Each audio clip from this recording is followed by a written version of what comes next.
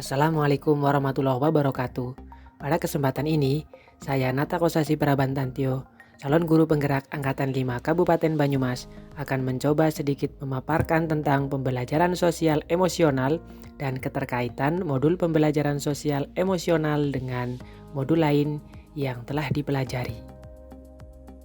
Menurut Aristoteles, seorang filsuf, mengatakan, mendidik pikiran tanpa mendidik hati adalah bukan pendidikan sama sekali.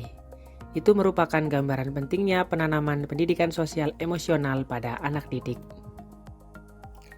Ada 3 pertanyaan pematik yang dapat kita jawab untuk mengetahui seberapa pemahaman kita terkait modul pembelajaran sosial emosional yang sudah kita pelajari. Yang pertama, sebelum mempelajari modul ini, saya berpikir bahwa kompetensi sosial emosional pada anak akan terbentuk dengan sendirinya sejalan dengan bertambahnya umur dan kedewasaan berpikir mereka. Sehingga saya selaku guru atau pendidik kurang memperhatikan kompetensi tersebut dan terlebih fokus pada kompetensi materi ajar kepada murid. Setelah mempelajari modul ini, ternyata kompetensi sosial dan emosional bisa diterapkan dan ditingkatkan dalam diri siswa melalui kegiatan proses pembelajaran baik secara implisit, eksplisit, maupun iklim kelas dan budaya sekolah yang memiliki pengaruh dalam meningkatkan hasil belajar pada murid.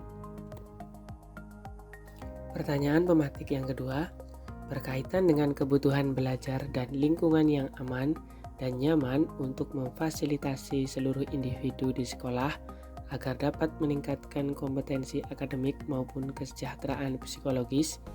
Ada 3 hal yang mendasar dan penting yang saya pelajari adalah 1.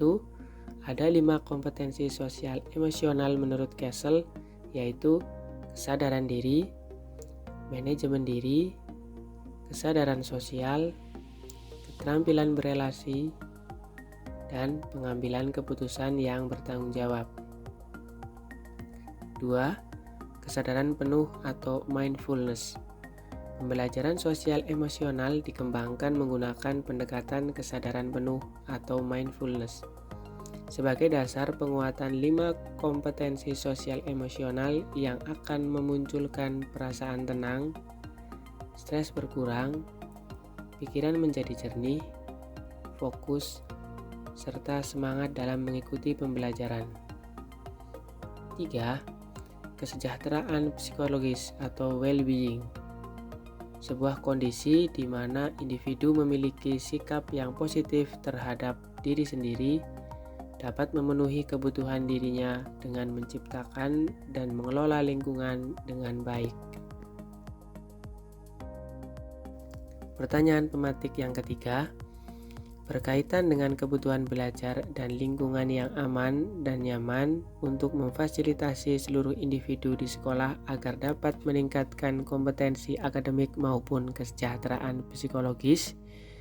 Perubahan yang akan saya terapkan di kelas dan sekolah antara lain, bagi murid-murid, memberikan kesempatan kepada murid untuk menumbuhkan, melatih, dan merefleksikan kompetensi sosial dan emosional dengan cara yang sesuai dan responsif dengan perkembangan budaya serta pembelajaran dan strategi-strategi pembelajaran.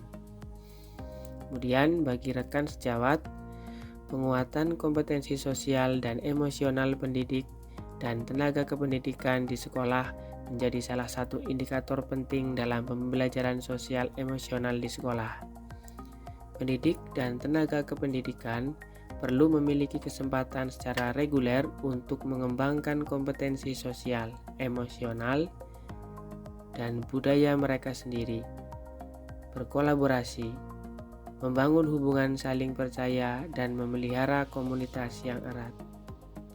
Berikut langkah-langkah yang dapat dilakukan untuk memperkuat pembelajaran sosial emosional pendidik dan tenaga kependidikan di sekolah. Yang pertama, memodelkan atau menjadi teladan. Yang kedua, belajar. Dan yang ketiga adalah berkolaborasi. Pada modul 2.2 ini, kita telah belajar banyak mengenai pembelajaran sosial emosional. Menurut pendapat saya, itu semua memiliki keterkaitan dengan modul yang sudah kita pelajari sebelumnya, yaitu tentang filosofi Ki Hajar Dewantara, nilai dan peran guru penggerak, visi guru penggerak, budaya positif, dan pembelajaran berdiferensiasi. Keterkaitan antara filosofi Ki Hajar Dewantara dengan pembelajaran sosial emosional menurut saya adalah dengan pembelajaran sosial emosional, guru dapat menciptakan well-being dalam ekosistem pendidikan di sekolah, sehingga tercipta kondisi nyaman, sehat, dan bahagia bagi murid.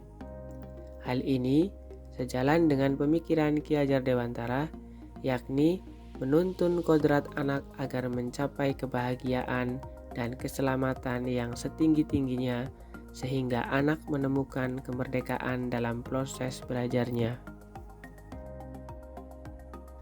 Keterkaitan antara nilai dan peran guru penggerak dengan pembelajaran sosial emosional menurut saya adalah dengan pembelajaran sosial emosional, guru dapat menumbuhkan nilai dan peran pada guru dan murid dalam pengelolaan emosi, sehingga pembelajaran yang berpusat pada murid tercapai dan berjalan seimbang.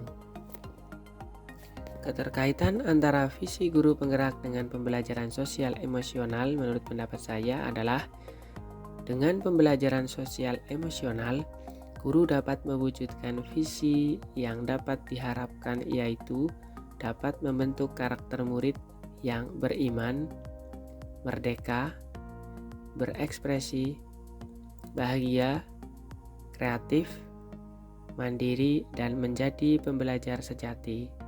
Sehingga terwujud visi guru penggerak, salah satunya perwujudan profil pelajar Pancasila.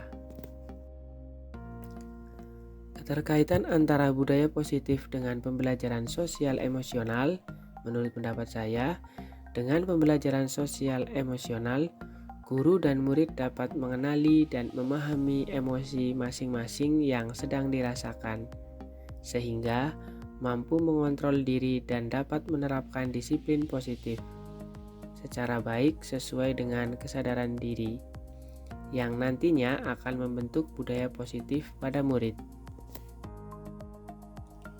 Keterkaitan antara pembelajaran berdiferensiasi dengan pembelajaran sosial emosional menurut saya adalah dengan pembelajaran sosial emosional, guru dapat melakukan pembelajaran dengan menggunakan beberapa teknik antara lain identifikasi perasaan, identifikasi emosi, identifikasi ucapan terima kasih, identifikasi peran. Sehingga guru mampu menerapkan pembelajaran yang berdiferensiasi di kelas sesuai dengan gaya belajar murid, guna mewujudkan merdeka belajar. Sekian dari saya, semoga dapat bermanfaat. Wassalamualaikum warahmatullahi wabarakatuh. Salam guru penggerak. Guru bergerak, Indonesia maju.